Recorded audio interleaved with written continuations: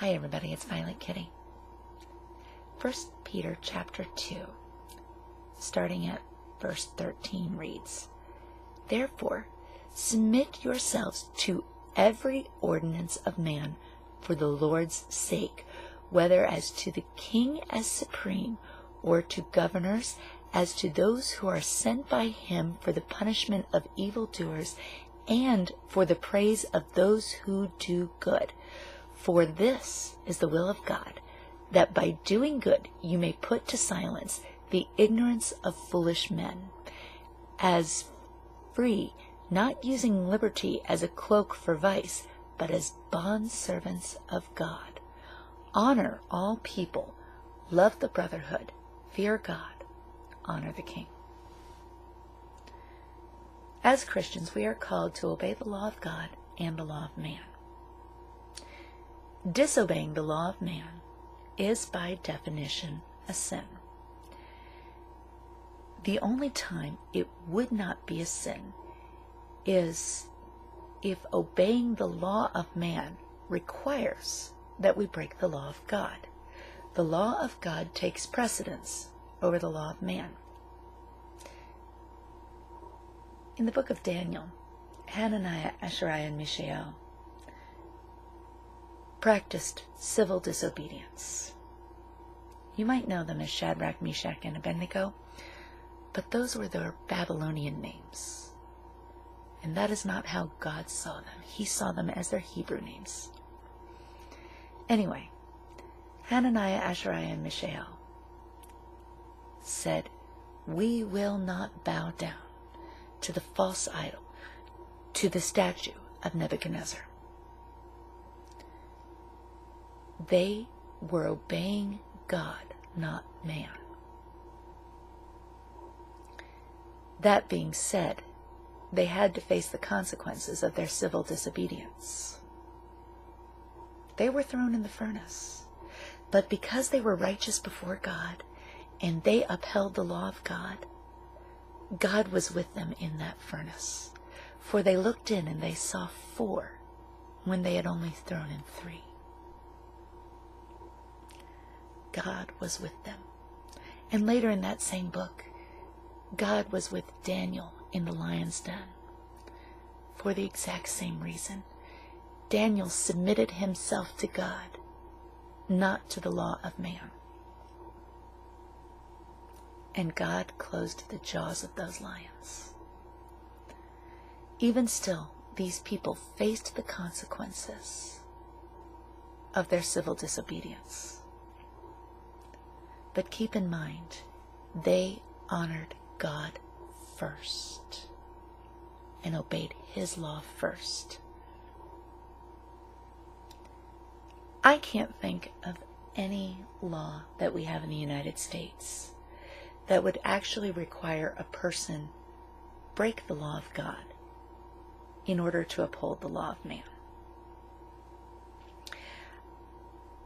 I do know that I have witnessed people who are professing Christ say that they're breaking the law in the name of God justified it.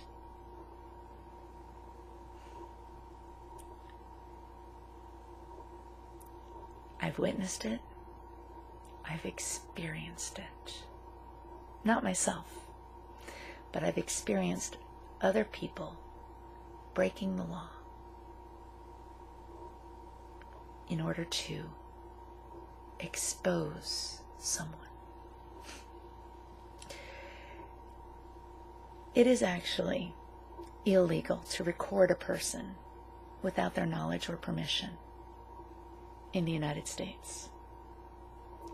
And it's definitely illegal to post that recording. I was recorded a week ago without my knowledge or permission. I was recorded at a vulnerable moment.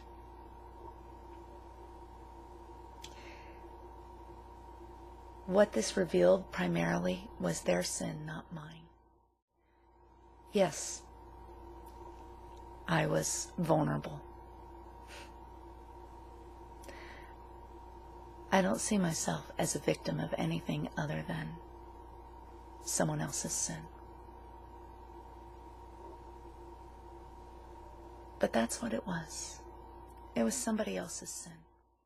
And in the eyes of God, it is absolutely positively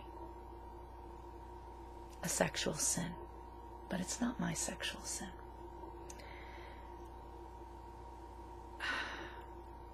What really upsets me most about this situation is that a man of integrity has been accused of that which he is not guilty. Not guilty of lust. Not guilty of the manipulation. I'm 99.999% certain I know who filmed that. I won't make the accusation, but you know who you are. You have a serious sin.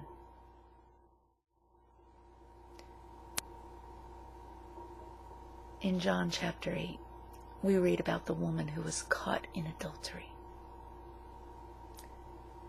And what was Christ's final response? Let he who is without sin cast the first stone. After the accusers left, Christ said to her, "Where are your accusers?" They were all gone, and he did not accuse her either. If you are without sin, feel free to cast a stone. But before you do, I'd like to see a video of you walking on water. And that's all I have to say. BK out.